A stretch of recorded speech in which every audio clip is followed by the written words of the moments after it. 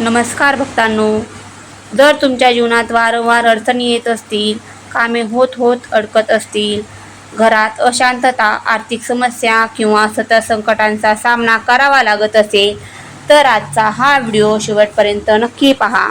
कारण सोमवती अमावस्येच्या दिवशी केलेले एक छोटेसे कार्य तुमच्या जीवनातील अनेक अडथळे दूर करण्यास मदत करू शकते. आणि विशेष म्हणजे हा उपाय आपल्या शास्त्रामध्ये अत्यंत पुण्यदायी मानला गेला आहे.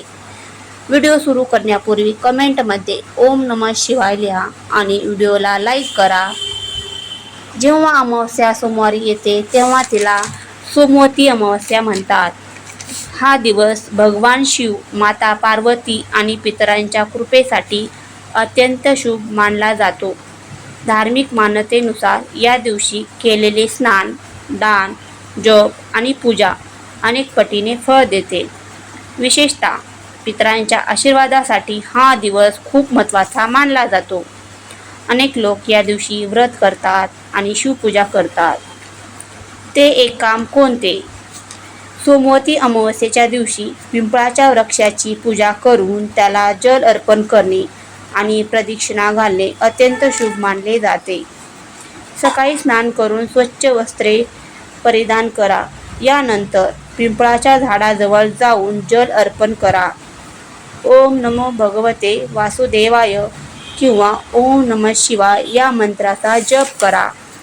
त्यानंतर श्रद्धेने 108 वेळा प्रदक्षिणा घाला.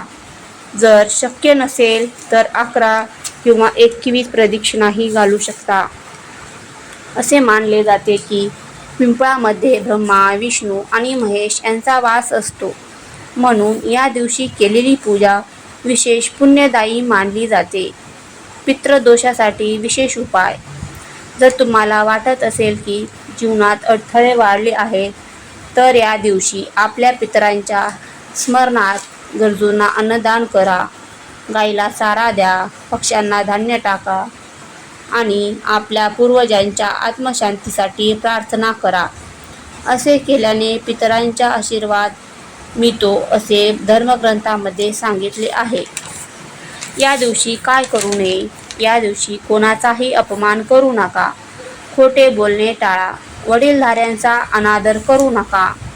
घरात वादविवाद होणार नाही याची काळजी घ्या आणि शक्यतो सात्विक आहार घ्या. लक्षात ठेवा भक्तांनो, उपायांपेक्षा श्रद्धा अधिक महत्त्वाची असते. मनापासून केलेली प्रार्थना आणि सत्कर्म हेच खरे जीवन बदलणारे साधन आहे. भगवान शिव आणि आपल्या पितरांची कृपा सदैव तुमच्यावर राहो हीच प्रार्थना. जर तुम्हाला ही माहिती आवडली असेल तर व्हिडिओला लाईक करा. तुमच्या कुटुंबापर्यंत आणि मित्रांपर्यंत हा व्हिडिओ शेअर करा. कमेंटमध्ये हर हर महादेव किंवा ओम नमः शिवाय नक्की लिहा. आणि अशा धार्मिक, आध्यात्मिक आणि प्रेरणादायी व्हिडिओसाठी आपल्या चॅनेलला सबस्क्राईब करा आणि बेल आयकॉन दाबायला विसरू नका. धन्यवाद. हर हर महादेव.